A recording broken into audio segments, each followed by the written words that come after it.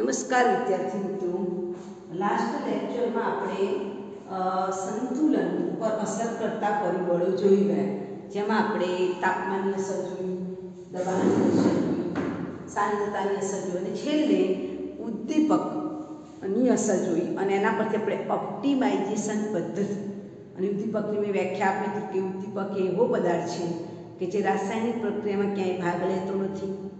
रासायणिक प्रक्रियानो वेग वधारे, ओछामां ओछा समयमां प्रक्रियाने झड़पी बनावे एने उद्दीपक कहेवाय। अने एना परथी आपणे ऑप्टिमाइजेशन पद्धति एटले शुं?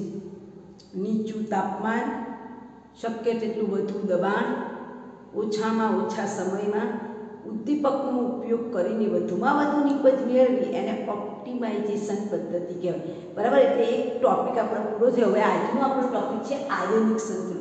ધેટ મીન્સ અત્યાર સુધી આપણે જે બધું શીખ્યા એ બધી આણ્વિક પ્રક્રિયાઓ હતી અને એના વચ્ચેનું સંતુલન હતું, જેને આપણે રાસાયણિક સંતુલન કહેતા હતા। હવે એવું સંતુલન આપણે શેમાં જોવાનું છે? આયનમાં। અત્યાર સુધીનું જે ટોપિક શીખ્યું કે એ રાસાયણિક સંતુલનનો એક ભાગ હતો। હવે પછી આપણે જોવાના છે આયનોમાં સંતુલન, જેને આપણે શું કહીશું?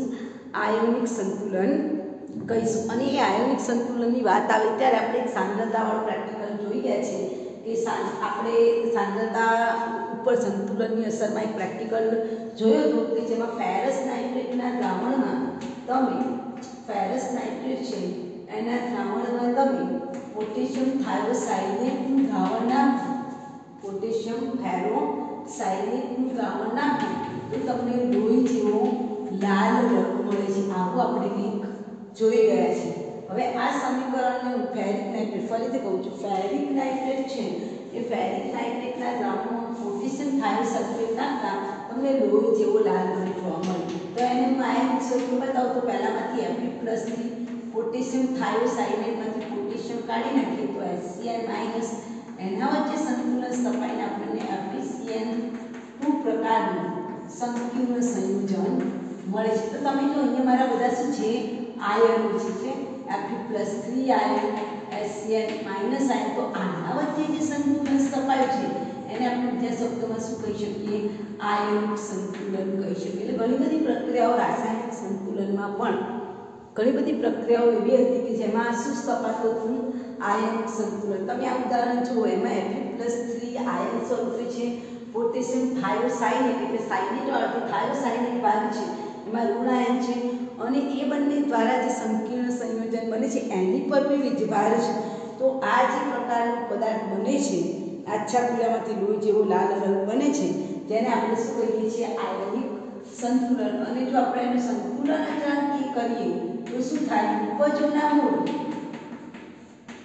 ભાગ્યા પ્રક્રિયકોના મૂળ Fe+3 અને HCl-। તો આ પ્રકારનું જે આપણે જોઈ ગયા છે એને પણ આપણે શું કહીશું? આયનિક સંતુલન કહીશું, જેમાં માત્ર આયનોનો સમાવેશ થાય છે। બરાબર,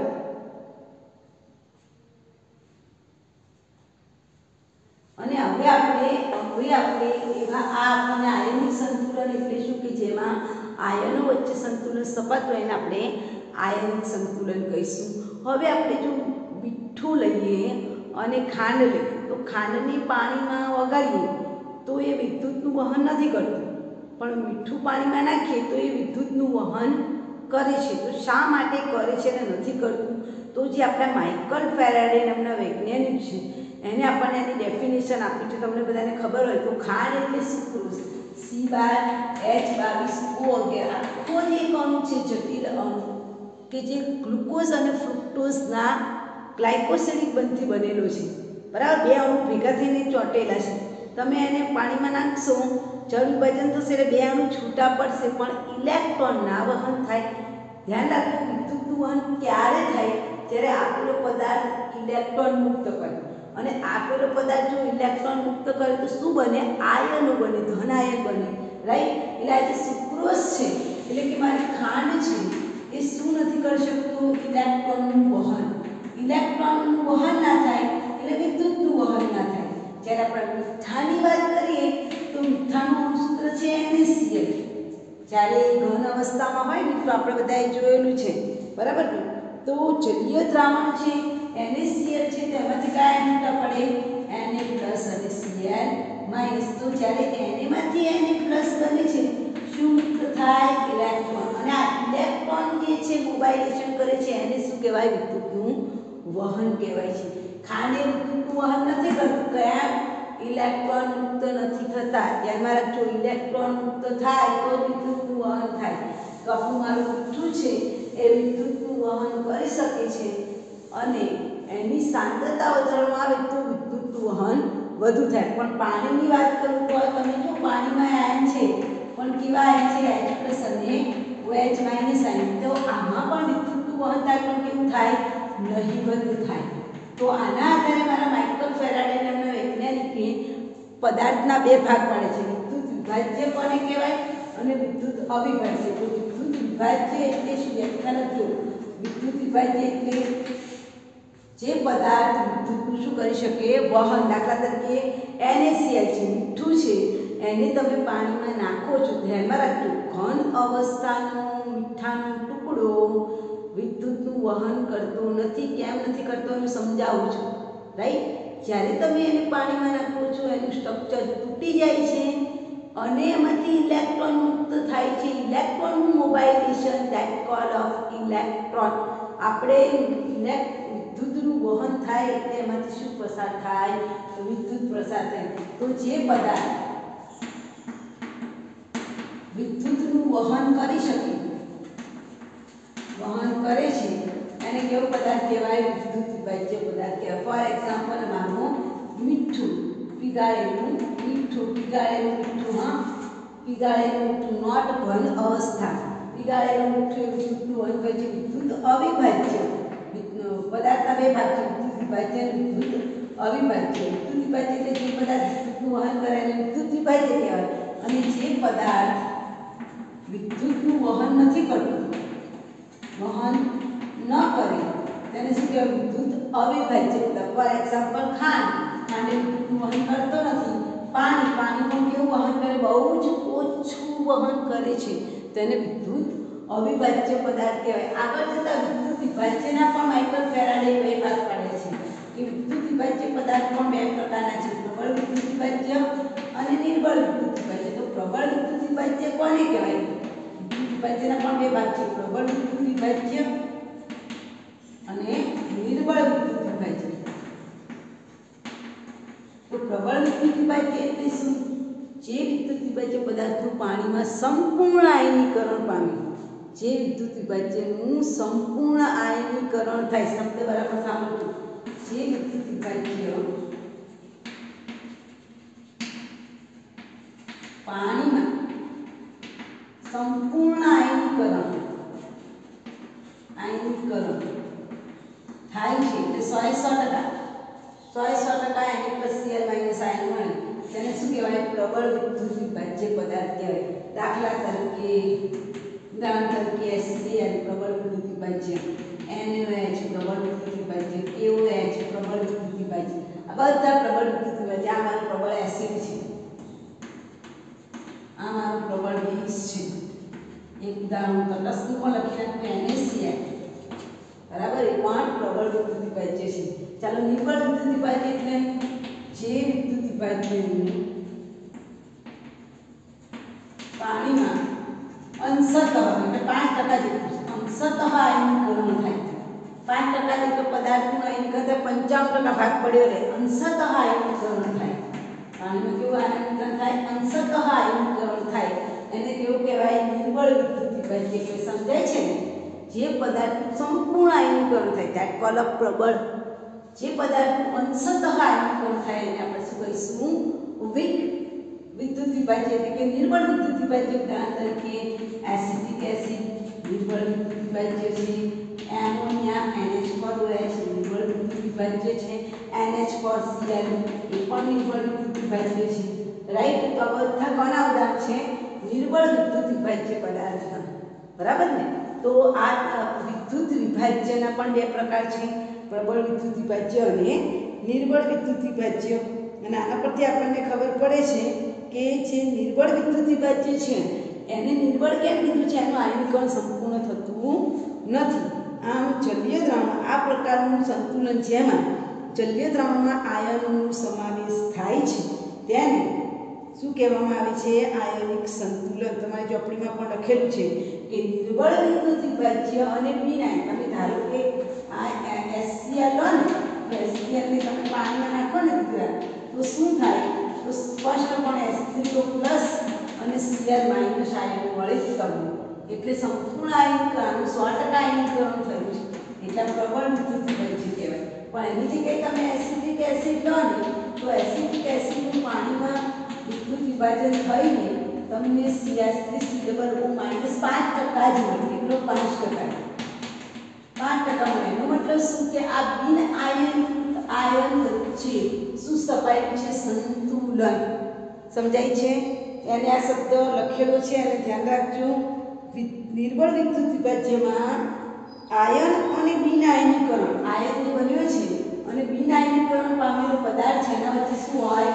સંતુલન જોવા મળે. આમ આયનોમાં જોવા મળતા જલીય દ્રાવણમાં આયનોનો સમાવેશ જે સંતુલનમાં જલીય દ્રાવણ હોય અને જલીય દ્રાવણમાં આયનો વચ્ચે જે સંતુલન સ્થપાય એને શું કહીશું? આયનિક સંતુલન કહીશું. એટલે બે ડેફિનેશન ક્લિયર થઈ. પહેલી, જે પદાર્થ વિદ્યુતનું વહન કરે એ વિદ્યુત વિભાજ્ય, જે વિદ્યુતનું વહન ન કરે એ વિદ્યુત અવિભાજ્ય.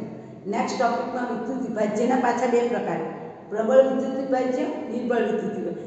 જે વિદ્યુત વિભાજ્યને પાણીમાં નાખવું સંપૂર્ણ આયનીકરણ થાય એને આપણે પ્રબળ વિદ્યુત વિભાજ્ય કહીશું. એને મેં પ્રબળ એસિડ, પ્રબળ બેઝ ને ક્ષાર ત્રણેયના ઉદાહરણ આપ્યા. એવી રીતે જે પદાર્થનું અંશતઃ આયન 5% થાય 55% ભાગ પડ્યો રહે એને આપણે શું કહીશું? નિર્બળ વિદ્યુત વિભાજ્ય. આમ પદાર્થને પાણીમાં નાખીએ છીએ અને આયનો વચ્ચે જે સંતુલન થાય છે એને આપણે શું કહીશું? આયનિક સંતુલન કહીશું. હવે એના પછીનો ટોપિક છે આપણી એસિડ, બેઝ અને ક્ષારની. તો આ થઈ તમારી આયનિક સંતુલનની સમજૂતી. હવે આપણો અગત્યનો ટોપિક છે એસિડ કોને કહેવાય, બેઝ કોને કહેવાય અને ક્ષાર કોને કહેવાય. રાઈટ? તો પહેલાની જે આપણી વ્યાખ્યાઓ છે ને એને સંક્રિયાત્મક વ્યાખ્યાઓ કહેવાય કે જ્યારે આપણે ગુણધર્મોના આધારે, ગુણના આધારે સંક્રિયાત્મક વ્યાખ્યાઓ કે જેને આપણે ગુણધર્મના આધારે અત્યાર સુધી ઓળખીએ છીએ. કોના આધારે? એના ગુણના આધારે. એમાં કેવો ગુણ છે? દાખલા તરીકે આંબલી છે તો કેવી ખાટી લાગે? આંબલી છે, લીંબુ છે, મોસંબી છે, નારંગી છે, બધા ખાટા લાગે. તો ખાટા ગુણ પરથી આપણે એને કેવા કહીએ છીએ?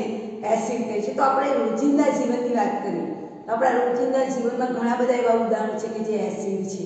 બરાબર? લીંબુ જોઈ લો, મોસંબી જોઈ લો, નારંગી જોઈ લો, આંબલી જોઈ લો. એ ઉપરાંત આપણું જે શરીર છે એમાં તમે જઠરમાં જુઓ. જઠર એ ખોરાકનું પાચન ક્રિયા કરવા માટે જઠરમાં શું છે? આમ્લરસ બને છે અને આમ્લરસ એટલે મારો HCl. અને લગભગ કેટલો? 1.5 થી 1.2 લીટર આપણા જઠરની અંદર આટલા લીટર છે પાચન ક્રિયા કરવા માટે. તો એસિડનું ઉદાહરણ થઈ ગયું. પછી આપણે બેઝની વાત કરીએ તો આપણે બધા સાબુથી નાહીએ છીએ, કપડાં ધોઈએ છીએ. તો જે કપડાં ધોવાના સાબુ ને નાહવાના સાબુ છે એને સોફ્ટ બનાવવા માટે એમાં શું વપરાય છે? NaOH. તો NaOH ને KOH છે એ કેવા પ્રકારના ઉદાહરણમાં આવી જાય? બેઝના ઉદાહરણમાં આવી જાય. રોજિંદા જીવનમાં કયા પદાર્થ એસિડ છે, બેઝ છે એની વાત કરીએ. આ મારા બેઝ. હવે આપણે ક્ષારની વાત કરીએ તો ધોવાનો સોડા આવે છે, ખાવાનો સોડા. ખાવાનો સોડા એટલે આપણે ઈનો. ઘણી વાર આપણને એસિડિટી થાય તો આપણે ઈનો પીએ છીએ. તો ઈનો તો બધાએ જોયું છે ને. એ ઉપરાંત આપણે ઇડલી, ઢોકળા, ઢોસા એવી કોઈ પણ વસ્તુ કે જેમાં આપણે આથો લાવવાનું હોય તો આપણે ખાવાના સોડાનો ઉપયોગ કરીએ. તો આ ખાવાનો સોડા છે, ખાવાનો સોડા Na2CO, ધોવાનો સોડા, સોરી NaSC, ખાવાનો સોડા, ધોવાનો સોડા, આ બધા શું કહેવાય? એક પ્રકારના ક્ષાર છે, એક પ્રકારના બેઝ પણ છે. હા, NaCO3, NaSO એ નિર્બળ બેઝ તરીકે, ધોવાનો સોડા નિર્બળ બેઝ તરીકે છે. હા, આને આપણે યાદ રાખીશું. આજે ધોવાનો સોડા છે ને એ નિર્બળ બેઝ છે. એ કેમ બેઝ છે એનું ઉદાહરણ આપણે આગળ જોઈશું. નિર્બળ બેઝ તરીકે મારા પુસ્તકમાં ઘણા બધા પદાર્થ આપેલા છે. એમાં આવું પણ લખેલું છે તમારી પુસ્તકની અંદર કે સરકો છે.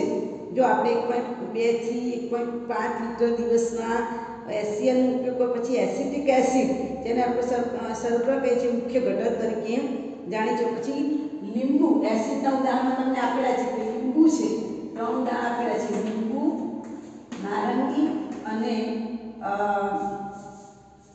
આંબલી, તમે જો આ બધા છે ને તમારા પ્રેક્ટિકલમાં પણ આવશે બેટા, પીએચ શોધવાની આવશે, કોની પીએચ કેટલી છે.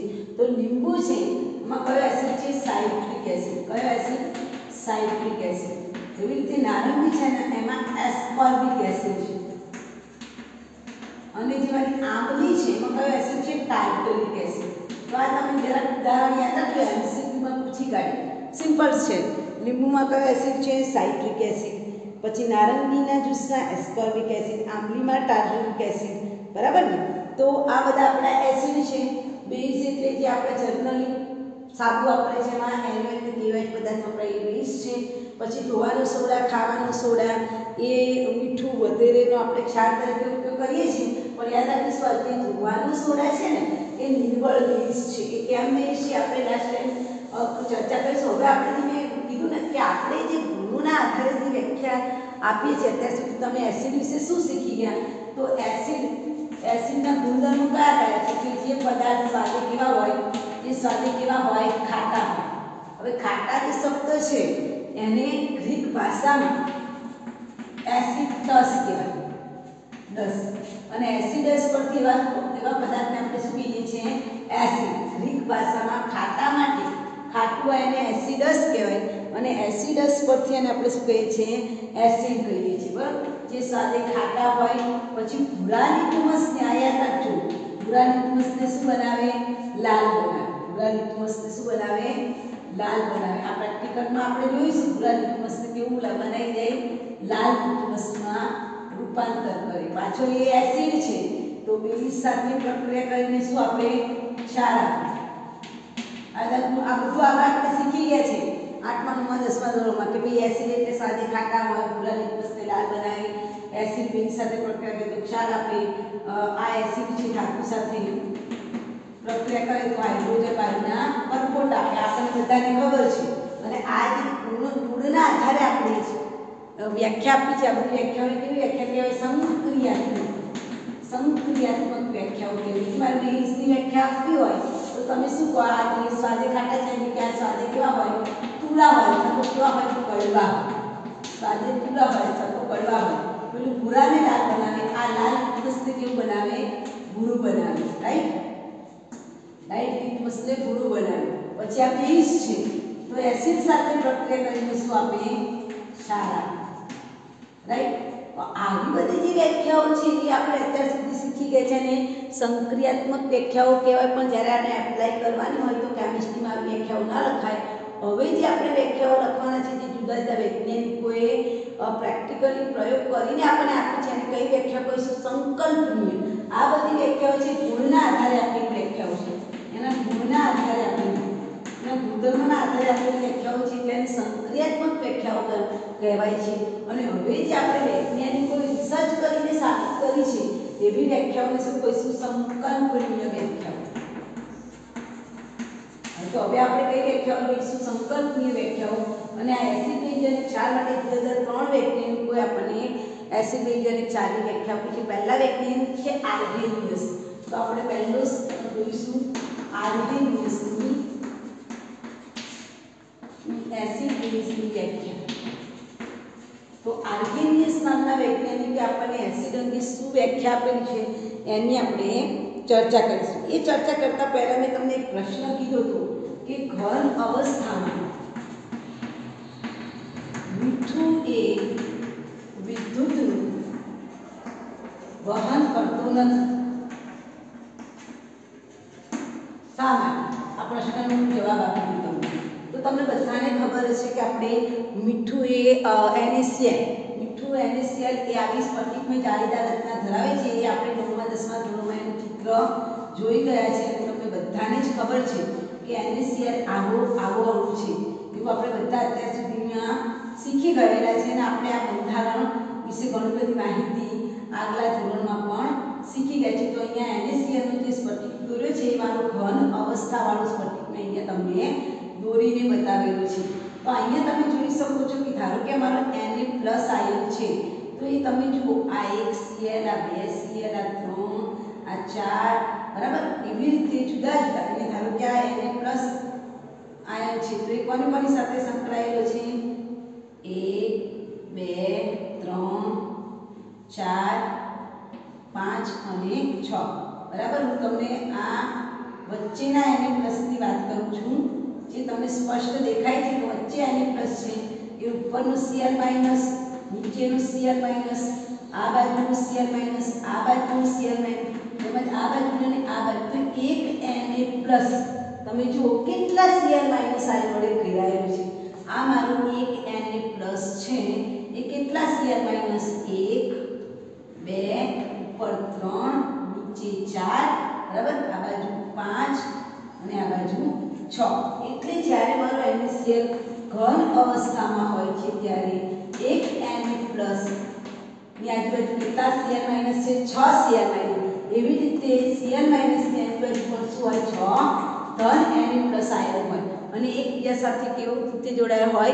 મજબૂતાઈથી જોડાયેલા હોય। એટલે આયનો કેવા નથી? મુક્ત નથી। આયનો કેવા નથી? મુક્ત નથી। મુક્ત નથી, એકબીજા સાથે જકડાયેલા છે, મુક્ત નથી, એટલે વિદ્યુતનું વહન કરતો નથી। વિદ્યુતનું વહન કરતો નથી। આ તમે ખાસ યાદ રાખજો, વારંવાર પરીક્ષામાં પૂછાય છે। ઘન NaCl વિદ્યુતનું વહન નથી કરતો, કારણ કે ઘન અવસ્થામાં એક Na+ 6 Cl- આયન વડે તેમજ એક Cl- 6 Na+ આયન વડે ઘેરાયેલો હોય છે અને કેવો બંધ બનાવે છે? સહસંયોજક બંધ, જેમાં આયનો એકબીજા સાથે જકડાયેલા છે। આયનો કેવા નથી?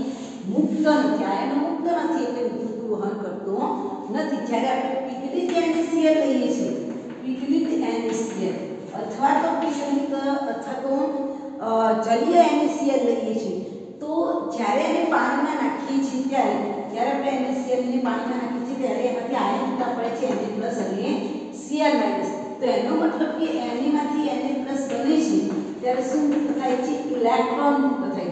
અહીં આયનો કેવા થયા? મુક્ત સ્વરૂપમાં મળે છે। આયન કયા સ્વરૂપમાં મળે છે? મુક્ત સ્વરૂપે મળે છે। એટલે ઇલેક્ટ્રોન શું કરશે? વહન। ઇલેક્ટ્રોન મુક્ત થશે। ઇલેક્ટ્રોન મુક્ત થાય એટલે વિદ્યુતનું શું થાય? વહન થાય। તો તમે જુઓ કે એક Na+ જ્યારે આપણે એને પાણીમાં નાખીને શું થાય છે એ પણ તમને બતાવી દઉં। એક Na માંથી Na+ બને, ઇલેક્ટ્રોન મુક્ત થઈ ગયું। આ NaCl છે, એને આપણે પાણીમાં નાખીએ તેમાંથી શું બને છે? Na+Cl-, બરાબર। તો જ્યારે આ Na માંથી Na+ બને છે મિત્રો, ત્યારે એમાંથી શું મુક્ત થાય? ઇલેક્ટ્રોન મુક્ત થાય, રાઈટ। હવે આ ઇલેક્ટ્રોન મુક્ત થાય છે તો મુક્ત થતો ઇલેક્ટ્રોન વિદ્યુતનું શું કરે? વહન કરે। અને તમે જોઈ શકો છો કે આ Na+ છે, એ Na+ ને જ્યારે તમે પાણીમાં નાખો તો પાણીમાં પણ બે આયન છે, H2O માં પણ બે આયન છે, બરાબર ને? ઓક્સિજન માઈનસ અને H પર પ્લસ વિચાર છે, રાઈટ, રાઈટ। તો જ્યારે તમે Na+ લો છો તો પાણી Na+ ની આજુબાજુ પાણીમાંનો કયો આયન ખેંચાય છે? ઓક્સિજન। ઓક્સિજન કદમાં મોટો હશે અને હાઇડ્રોજન કદમાં નાના હશે। એટલે આવો અણુ એની આજુબાજુ હશે, દેખાય? મોટો અણુ એની આજુબાજુ આવા બે નાના અણુ। આવી આકૃતિ તમારી ચોપડીમાં આપેલી છે, જુઓ। કારણ કે આ પ્લસ છે તો એની સાથે પાણીનો કયો આયન ખેંચાય? Minus ion, oxygen. જે મોટો દોર્યો છે ને ઓક્સિજન છે, જુઓ। એની આજુબાજુ આવા ઝુમખા બનાવી દેખાય છે। Na+ ની આજુબાજુ ઓક્સિજન આયન આવી રીતે બધા ગોઠવાઈ ગયેલા છે, દેખાય? એવી રીતે Cl- આયન છે તો એ માઈનસ છે, તો પાણીમાંના કયા આયન તરફ ખેંચાશે? H+H+, દેખાય? આવું હશે, બે નાના H+ આયન એની તરફ ખેંચાશે, પ્લસ પ્લસ પ્લસ પ્લસ, દેખાય છે? તો આવા આપણને ઝુમખા જોવા મળે અને એના કારણે ઇલેક્ટ્રોન મુક્ત થાય અને ઇલેક્ટ્રોનનું મુક્ત થવાથી શું થશે? વિદ્યુતનું વહન થશે। કારણ કે જ્યારે આપણે મીઠાને પાણીમાં નાખીએ છીએ અથવા તો મીઠાનું પીગળિત દ્રાવણ બનાવીએ છીએ તો મીઠાનું બંધારણ તૂટે છે અને તૂટે છે એટલે Na માંથી Na+ બને, પ્લસ બને એટલે ઇલેક્ટ્રોન વહન પામે, ઇલેક્ટ્રોન મુક્ત થાય અને મુક્ત થતો ઇલેક્ટ્રોન બંધારણમાં દોડમ-દોડી કરે, એના કારણે વિદ્યુતનું શું થશે? વહન થશે। તો આ કારણ આપણે ખાસ યાદ રાખીશું કે ઘન અવસ્થાનું મીઠું વિદ્યુતનું વહન નથી કરતું, પણ જ્યારે પીગળિત અવસ્થામાં મીઠું લેવામાં આવે છે ત્યારે એના Na+ ની આજુબાજુ પાણીમાંનો ઓક્સિજન એટલે O- આયન ગોઠવાઈ જાય. એવી રીતે Cl- ની આજુબાજુ પાણીના H+ આ તમને દેખાય છે ને નાના નાના એ શું છે મારા H+ આ નાના દેખાય ને એ શું કહેવાય H+ એટલે તમારે આવું બંધારણ પાણીનું આવો છે આ H+, છે આ શું છે ઓક્સિજન માઈનસ છે. એટલે અહીંયા તમે જો પ્લસ આયન છે તો એની બાજુ બધા જ ઓક્સિજનના મોટા મોટા અણુ ગોઠવાયેલા છે કારણ કે ઓક્સિજન કેવો છે માઈનસ છે. આ Cl માઈનસ છે તો ધન આયન એટલે પાણીમાંના H+ આયન આ નાના નાના દેખાય છે તો H+ આયન આવા ઝુમખાઓ સ્વરૂપે હોય છે એટલે વિદ્યુતનું શું કરશે વહન કરે છે. ક્લિયર? હવે આપણે જઈએ છીએ આપણી એસિડ બેઝની વ્યાખ્યાઓ પર. તો આપણા એસિડ બેઝની વ્યાખ્યા બીજા 3 વૈજ્ઞાનિકે આપી છે. એમાં આજે આપણે આર્હેનિયસની વ્યાખ્યા જોઈશું કે આર્હેનિયસ નામના વૈજ્ઞાનિકે એસિડ માટે શું વ્યાખ્યા આપી છે કે જે પદાર્થ H+ આયન આપે એ શું કહેવાય એસિડ અને જે પદાર્થ OH- આયન આપે એ મારું શું કહેવાય બેઝ. એક મિનિટ ચોક બરાબર છે નહીં એને આપણે શું કહીશું બેઝ. આ કોની વ્યાખ્યા છે આર્હેનિયસ નામના વૈજ્ઞાનિક. તો આર્હેનિયસ નામના વૈજ્ઞાનિકે આપણને શું કર્યું છે કે જે પદાર્થ પાણીમાં વિયોજન પામી અહીં તો વિયોજન અને વિયોજન અને આયનીકરણ શબ્દ વારંવાર આવશે. તો વિયોજન એટલે શું ઘન અવસ્થામાં આ શબ્દ યાદ ઘન અવસ્થામાં ધન આયન અને ઋણ આયન મળે ને એને વિયોજન કહેવાય. NaCl Na+ અને Cl-. તો આ ઘન NaCl છે એમાંથી Na+ અને Cl- છૂટા પડે તેને વિયોજન કહેવાય. પણ પાણીમાં નાખો અને આયન છૂટા પડે એને શું કહેવાય આયનીકરણ કહેવાય. તો આ વિયોજન અને જલીયકરણ આ શબ્દને તમારે ધ્યાનમાં રાખવાનું છે. અહીંયા વિયોજન અને સુયોજન એવું તમારી ચોપડીમાં પણ આપેલું છે બરાબર. એટલે આપણે આને ધ્યાનમાં રાખીશું કે જે પદાર્થને આપણે પાણીમાં ઓગાળીએ છીએ એને જલીય હાઇડ્રોલિસિસ કહેવાય. અને પાણી સિવાયનો કોઈ દ્રાવક લીધો હોય તો એને સોલ્વેનેશન કહેવાય. સોલ્વેનેશન એટલે પાણી સિવાયના કોઈ દ્રાવક અન્ય દ્રાવકમાં દ્રાવ્ય કરવું. પાણી સિવાયના દ્રાવકમાં દ્રાવ્ય કરવું એને સોલ્વેનેશન કહેવાય. અને હાઇડ્રોલિસિસ એટલે પાણીમાં દ્રાવ્ય કરવું. પાણીમાં દ્રાવ્ય રાઈટ બરાબર. એટલે આ બે શબ્દો પણ તમારી પુસ્તકની અંદર આપેલા છે કે વિયોજન અને આયનીકરણમાં શું ફરક. તો વિયોજન એટલે આપેલો પદાર્થ ઘન અવસ્થામાં હોય એમાં જ ધન આયન ઋણ આયન છૂટા પડે એને વિયોજન એટલે છૂટા પડે તો એને આપણે શું કહીશું વિયોજન કહીશું. જ્યારે આયનને દ્રાવણમાં નાખવામાં આવે અને આયનો છૂટા પડે એને આપણે શું કહીશું આયનીકરણમાં. આ ચેપ્ટરમાં વિયોજન અને આયનીકરણનો અર્થ આપણે કરી લેવાનો છે. એટલે હવે અહીંયા શબ્દ આવે છે વારંવાર વિયોજન શબ્દ આવશે. આર્હેનિયસના સિદ્ધાંત પર એસિડ એવો પદાર્થ છે જે પાણીમાં વિયોજન પામીને જે પદાર્થ પાણીમાં વિયોજન પામીને કયો આયન આપે H+ આયન આપે તે કેવો કહેવાય એસિડ. અને જે પદાર્થ પાણીમાં વિયોજન પામીને OH- આયન આપે તેને શું કહેવાય બેઝ કહેવાય. Clear? That means H+ ion આપે તે એસિડ અને OH- આયન આપે તે બેઝ. ઉદાહરણ વગર વ્યાખ્યા જોયું. ઉદાહરણ દાખલા તરીકે એસિડ HCl છે એને તમે પાણીમાં નાખો ત્યારે શું થશે આ HCl છે એ H+ આયન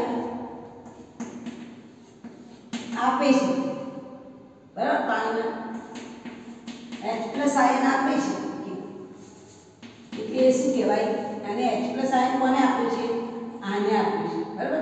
એટલે આ શું કહેવાશે એસિડ. રાઈટ? સમજાય છે? એવી રીતે બીજું ઉદાહરણ NaOH બેઝ છે કારણ કે NaOH તમે પાણીમાં નાખો છો બરાબર. અથવા તેનું વિયોજન થાય છે ત્યારે ડાયરેક્ટ જ વિયોજન થાય છે ત્યારે Na+ OH- આયન મળે છે આમાંથી એટલે આ શું કહેવાય બેઝ કહેવાય. પાણી કેટલીક મર્યાદાઓ છે. અને શું કીધું જે પદાર્થને તમે પાણી નાખો H+ આયન આપે તે એસિડ અને જેને પાણી નાખો OH- મળે તેને આપણે શું કહીશું બેઝ, પણ આની કેટલીક મર્યાદાઓ છે.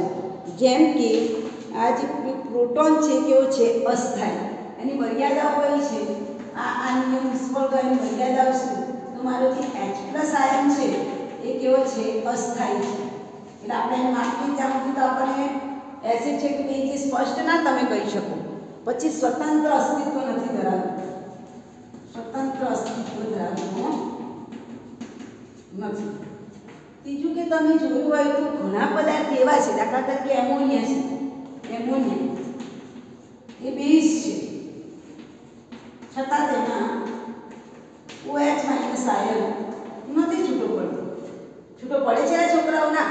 એમોનિયામાં તમે જો એક નાઇટ્રોજન 3 હાઇડ્રોજન, ત્યાં OH- આયન નાખું તો એમાંથી OH- આયન છૂટો પડે ના. તો આ OH- આયન છૂટો નથી પડતું, તો NH3 બેઝ કેવી રીતે છે એ સમજાવી શકતો નથી.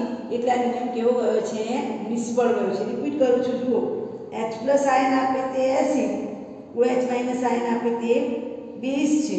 અને આ સિદ્ધાંતની મર્યાદા એ છે કે તે જલીય દ્રાવણને જ લાગુ પાડી શકાય છે. લખજો ખાસ, કયા દ્રાવણને મોટી મર્યાદા કઈ છે? જલીય દ્રાવણોને લાગુ પાડી શકાય છે. કારણ કે એમાં H+ આયન સ્વતંત્ર અસ્તિત્વ નથી. H+ આયન કેવો છે? અસ્થાયી છે. એટલે કે આ પ્રક્રિયા માત્ર ને માત્ર આપણે કેવાને લાગુ પડે છે? જલીય દ્રાવણો. અને એના પરથી પણ તમે જો મારો એમોનિયા બેઝ છે તો એમાંથી OH- આયન છૂટો પડતો નથી, તો એ પણ એ સમજાવી શક્યો નહીં. એટલે આર્હેનિયસની એસિડ બેઝની વ્યાખ્યાને સર્વ સ્વીકૃતિ મળી નહીં. ત્યાર પછી નવા વૈજ્ઞાનિક આયા લોરી બ્રસ્ટેડ. હવે લોરી બ્રસ્ટેડે શું વ્યાખ્યા આપી છે એની ચર્ચા કરી. તો લોરી બ્રસ્ટેડે વ્યાખ્યામાં સુધારો વધારીને એવું કીધું કે જે પદાર્થ પ્રોટોનનું દાન કરે, બરાબર શબ્દ સાંભળજો, જે લોરી બ્રસ્ટેડ નામના વૈજ્ઞાનિકે આપણને જે પદાર્થ પ્રોટોનનું દાન કરે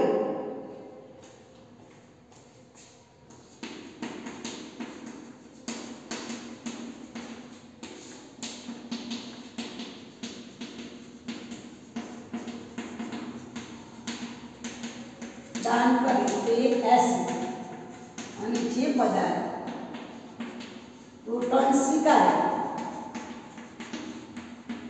સ્વીકારે તે બેઝ છે. ધેટ મીન્સ આ પ્રોટોન દાતા છે. એસિડ કેવો છે? પ્રોટોન દાન કરે, પ્રોટોન દાતા છે. અને બેઝ કેવો છે? પ્રોટોનનું ગ્રહણ કરે, પ્રોટોન રાખે છે. ફોર એક્ઝામ્પલ HCl છે તો H+ આયન પ્રોટોનનું શું કર્યું? એને દાન કર્યું. દાખલા તરીકે HCl છે, ઉદાહરણ ખાસ સમજાવવાનું. આ મારો HCl છે તો આ HCl કેવો છે? એસિડ. જો આમાંથી તમને પ્રશ્ન પૂછાય છે સંયુગ્મ એસિડ અને સંયુગ્મ બેઝ, જે પદાર્થ એસિડ હોય એનો સંયુગ્મ બેઝ મળે, અને જે પદાર્થ બેઝ હોય એનો સંયુગ્મ એસિડ મળે. આ હું તમને સમજાવું છું. આ પ્રશ્ન વારંવાર પરીક્ષામાં પૂછાય જ છે. એટલે આના પછી સિદ્ધાંત આપણે આવતીકાલે જોઈશું. પણ લોરી બ્રસ્ટેડનો સિદ્ધાંત એટલા માટે સમજવો જરૂરી છે કારણ કે એમાંથી ઘણા બધા સંયુક્ત એસિડ બેઝ તમને પરીક્ષામાં પૂછાય છે. તો આમાં તમે જો આ મારો HCl છે એ આને H+ આયનનું શું કરે છે? દાન કરે છે. દાન કરે છે એટલે અહીંયા શું કરે છે? H3O+. આને પ્રોટોન આપ્યો છે એટલે એ શું કહેવાય? એસિડ. આને પ્રોટોન સ્વીકાર્યો છે એટલે પાણીનો અણુ અહીંયા કેવો છે? બેઝ છે. સમજાય છે તમને? આને પ્રોટોનનું દાન કર્યું, બરાબર?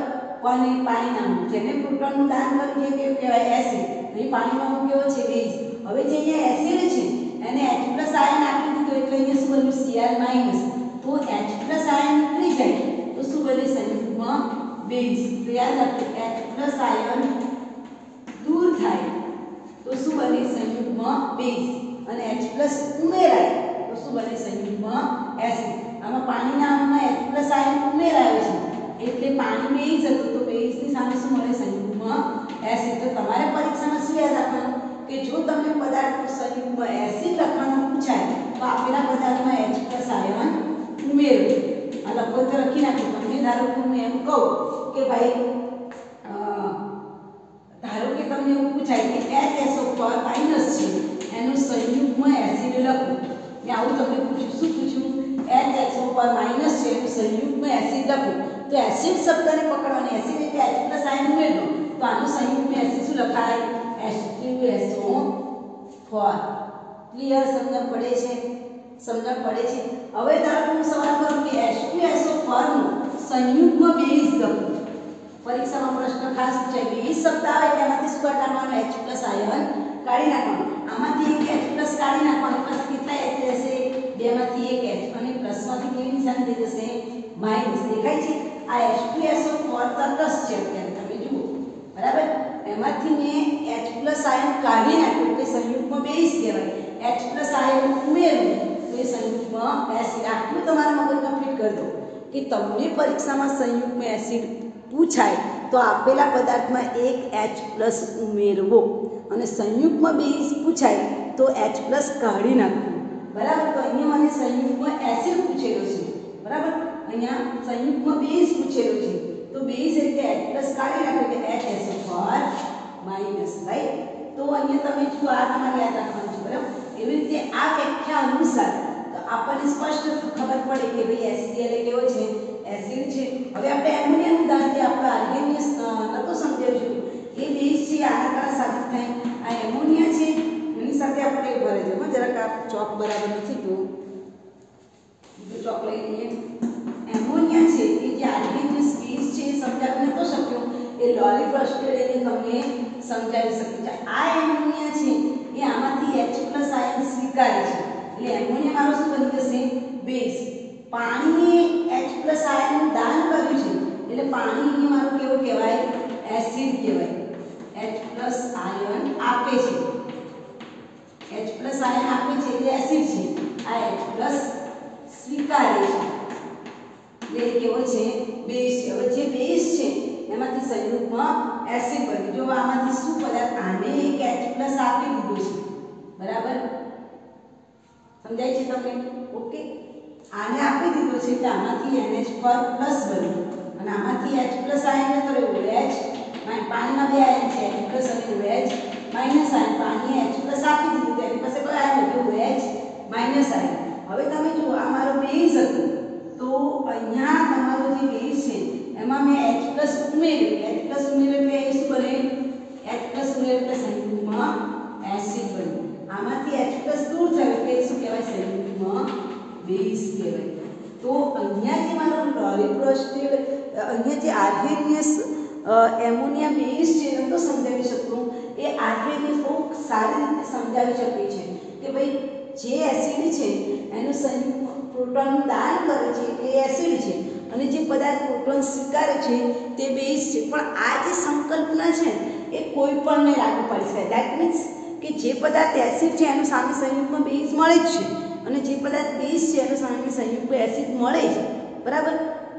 અને આના પરથી જે BF3 છે, આની મર્યાદા શું? કે આ BF3 છે એ BF3 પ્રોટોનનું દાન કરતો નથી, એ પ્રોટોન સ્વીકારતો નથી, તો BF3 એ સ્વભાવે એસિડ છે એ લોરી ફ્રસ્ટેડ સમજાવી શકતો નથી।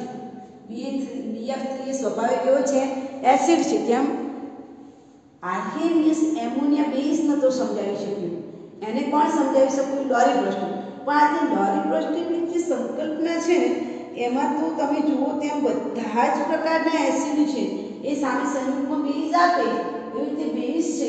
તમે જુઓ આ જે એસિડ છે તો એસિડમાંથી મને શું મળે? સંયુગ્મ બેઝ મળે। એવી રીતે બેઝ છે તેમાંથી તમને શું મળે? સંયુગ્મ એસિડ મળે। તો કોમન જ છે, એમાં કંઈ નવું નથી। એના પરથી આપણે એમોનિયા બેઝ સમજાવી શકીએ, પણ આ મારું BF3 છે એ એસિડ છે સ્વભાવે, તો એ આ થિયરી સમજાવી શકતું નથી। એમાં તો કોઈ પ્રોટોન છે જ નહીં, તો એની પાસે કોઈ પ્રોટોન છે જ નહીં, તો એ એસિડ કેમ છે એ સમજાવી શકતું નથી। માટે લોરી ફ્રસ્ટેડનો નિયમ નિષ્ફળ ગયો છે। હવે આ લોરી ફ્રસ્ટેડ પરથી તમારી જે ટેક્સ્ટની અંદર તમને સંયુગ્મ એસિડ, સંયુગ્મ બેઝના પૂછાય છે, તમારે આ વસ્તુ યાદ રાખવાનું કે જ્યારે તમને સંયુગ્મ એસિડ પૂછાય તમારે આપેલા પદાર્થમાં શું ઉમેરવાનું? H+ ઉમેરવું। જ્યારે તમને સંયુગ્મ બેઝ પૂછાય ત્યારે H+ દૂર કરો। આટલું તમારા મગજમાં રાખશો ને બેટા એટલે તમને આવડે ને આવડે। દાખલા તરીકે હું તમને એમ કહું કે HCl છે, HCl એનો સંયુગ્મ બેઝ દોરો, તો શબ્દ પકડવાનો સંયુગ્મ બેઝ, HCl નો સંયુગ્મ બેઝ લખો। ચાલો શું કરું? H+ કાઢી નાખો, શું જવાબ આવશે? Cl-। ચાલો એવી રીતે H2SO4 છે એનું સંયુગ્મ બેઝ દોરો। ચાલો બેઝ કીધું છે એટલે શું કરવાનું h પ્લસ આયન કાઢી નાખો પ્લસ કાઢી નાખો એટલે શું વધ્યું HSO4 માઈનસ હતું। હજુ પણ આમ તમને પૂછાય કે HSO4 માઈનસ નું સંયુગ્મ બેઝ લખો તો હજુ પણ આપણે શું કરી નાખવાનું H પ્લસ જેટલો પ્લસ કાઢો સામે એટલો માઈનસ વિચવાર બને। અહીંયા H પ્લસ કાઢશો એટલે શું બનશે SO4 માઈનસ 2 એક H કાઢી નાખો સમજાય છે બધામાં તમે શું કર્યો છે H પ્લસ દૂર કર્યું। આ બધાને કોના ઉદાહરણ આપણે તમને સંયુગ્મ બેઝના સમજાય છે ને બેટા સંયુગ્મ બેઝ એટલે તો એના પરથી આપણે કોયડા નંબર 7.12 છે એ એક્સરસાઇઝને આપણે સોલ્વ કરવાના છે કે નીચેનામાંથી કયા પદાર્થ સંયુગ્મ એસિડ છે અને કયા પદાર્થ સંયુગ્મ બેઝ છે બરાબર। તો 7.12 નંબરમાં આપ્યું છે HF H2SO4 અને નીચેના પ્રોસ્ટેટ એસિડ માટે સંયુગ્મ બેઝ લખવાના છે બરાબર। ચાલો સંયુગ્મ બેઝ લખવાના છે પહેલો કોયડો 7.12 માં આપણે HF નો સંયુગ્મ બેઝ પછી H2SO4 અને HCO3 માઈનસ ચાલો એનો મારે શું લખવાનો છે સંયુગ્મ બેઝ। ચાલો સંયુગ્મ બેઝ એટલે શું H પ્લસ કાઢો આમાંથી H પ્લસ કાઢો શું મળશે F માઈનસ। ચાલો આમાંથી H પ્લસ કાઢો સંયુગ્મ બેઝ શું મળશે કાઢો H પ્લસ કાઢો શું મળશે HSO4 ધ્યાનમાં રાખો જેટલો પ્લસ આયન કાઢો એટલો સામે માઈનસ વિચવાર આવે। અહીંયા H પ્લસ કાઢી નાખશો તો અહીંયા માઈનસ 1 માંથી શું થઈ જશે માઈનસ આ CO3 માઈનસ છે કે નહીં હું એક H પ્લસ કાઢું તો CO3 માઈનસ 1 માંથી શું થઈ જશે H પ્લસ કાઢી નાખવાનું સંયુગ્મ બેઝ શું કૌંસમાં લખું છું H પ્લસ દૂર કરો H પ્લસ ને દૂર કરો એને શું કહેવાય સંયુગ્મ બેઝ। ચાલો એવી રીતે કોયડા નંબર 7.13 આપે છે એમાં બધાના શું લખવાના છે સંયુગ્મ એસિડ 7.13 કોયડો 7.13 એમાં તમને આપેલું છે NH2 માઈનસ સંજ્ઞા બરાબર જોવાની પરીક્ષામાં NH3 અને બીજું આપેલું છે HCOO માઈનસ HCOO માઈનસ। ચાલો અહીંયા મારે શું લખવાનું છે સંયુગ્મ એસિડ। ચાલો સંયુગ્મ એસિડ એટલે શું H પ્લસ ઉમેરો ચાલો આમાં એક H ઉમેરો એટલે એમાંથી શું બને NH3 માઈનસ હતું પ્લસ ઉમેરો એટલે વિચવાર 0 થઈ ગયો એટલે NH2 નું સંયુગ્મ એસિડ શું થાય NH3 બેમાંથી કેટલા હાઇડ્રોજન થઈ ગયા 3 હવે અહીંયા 3 હાઇડ્રોજન છે તો કેટલા હાઇડ્રોજન થઈ જશે 4 વેરી ગુડ NH4 પ્લસ કારણ કે પ્લસ આયન ને ઓકે ચાલો અહીંયા તમે જો HCOO માઈનસ છે એનું સંયુગ્મ એસિડ લખો અંદર શું મેળવવાનું કાઢીએ કે H પ્લસ આયન ઉમેરવાનું પ્લસ અને માઈનસ એટલે વિભાગની દ્રષ્ટિએ તટસ્થ ક્લિયર શું ઉમેરવાનું બધામાં H પ્લસ આ તમારે પકડવાનું સંયુગ્મ એસિડ H પ્લસ ઉમેરો સંયુગ્મ બેઝ H માઈનસ દૂર કરો। હવે આપણે એ રીતે 7.14 આપેલું છે એમાં તમને લખ્યું છે કે પ્રોસ્ટેટ એ એસિડ અને બેઝ બંને તરીકે વર્તી શકે છે દરેક કિસ્સા માટે સંયુગ્મ એસિડ અને સંયુગ્મ બેઝ જણાવો। હવે એવા ઉદાહરણ છે કે એના સંયુગ્મ એસિડ એ મળે અને સંયુગ્મ બેઝ એ મળે જો H2O તો એના મારે બે લખવાના છે સંયુગ્મ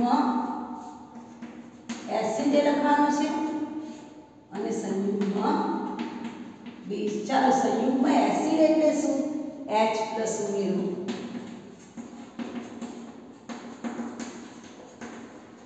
સંયુગ્મ બેઝ એટલે આમાંથી શું કરવાનું H પ્લસ દૂર કરો।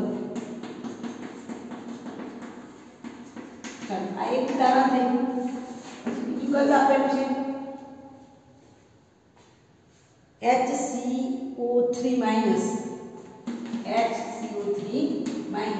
એના પણ આપણે શું લખવાના છે સંયુગ્મ એસિડ। ચાલો હવે તો આવડી ગયું એસિડ એટલે H પ્લસ ઉમેરો એક H હતો બીજું ઉમેરો એટલે H2CO3 संयुग्म बेस एक क्या चल रहा है दूर कर दो એટલે CO3 माइनस 2 ચાલો એવી રીતે બીજું ઉદાહરણ કયું આપેલું છે HSO4 માઈનસ ચાલો એમાં પણ આપણે સંયુગ્મ એસિડ એસિડ એટલે H પ્લસ ઉમેરો એક H તો બીજો H ઉમેરો એટલે H2SO4 વીજભાર પણ ધ્યાનમાં રાખજો. ચાલો સંયુગ્મ બેઝ શું કરવાનું H પ્લસ કાઢી નાખવાનું પ્લસ કાઢો એટલે આ -1 હતો એ -2 થઈ ગયો SO4 -2 સમજાય છે. બીજું તમે પ્લસ આયન કાઢો છો તો હા એટલા માઈનસ આયન વધે. ચાલો હજુ બીજું ઉદાહરણ આપેલું છે કયું છે ચોપડીમાં જુઓ NH3. ચાલો એનો પણ સંયુગ્મ એસિડ ને બેઝ લખીશું. હવે તો તમને આવડી ગયું ને સંયુગ્મ એસિડ. ચાલો એસિડ એટલે H પ્લસ ઉમેરો NH4 અને સંયુગ્મ બેઝ H પ્લસ કાઢી નાખો પ્લસ કાઢો એટલે NH2 માઈનસ. આ વીજભાર ખાસ ધ્યાનમાં રાખજો. ખ્યાલ આવે છે. તો આ તમારો થઈ ગયો લોરી બ્રોસ્ટેટનું એસિડ બેઝ સિદ્ધાંત જે નિષ્ફળ ગયો છે એના ઉપરથી આપણે આવતીકાલે લુઈસ એસિડ બેઝ સિદ્ધાંત જોઈશું. આના પરથી તમારી ચેપ્ટરની એક્સરસાઇઝ તમારે સોલ્વ કરવાની છે અને કેટલાક સંયુગ્મ એસિડ બેઝ હું હોમવર્કમાં તમને સેન્ડ કરીશ એ તમારે લખીને મને સેન્ડ કરવાના છે કે આનું સંયુગ્મ એસિડ શું થાય અને આનું સંયુગ્મ બેઝ શું થાય. રિપીટ કરું છું, સંયુગ્મ એસિડ પરીક્ષામાં પૂછાય તો H પ્લસ ઉમેરી દો અને સંયુગ્મ બેઝ પૂછાય તો H પ્લસ કાઢી નાખો. Okay, all the best.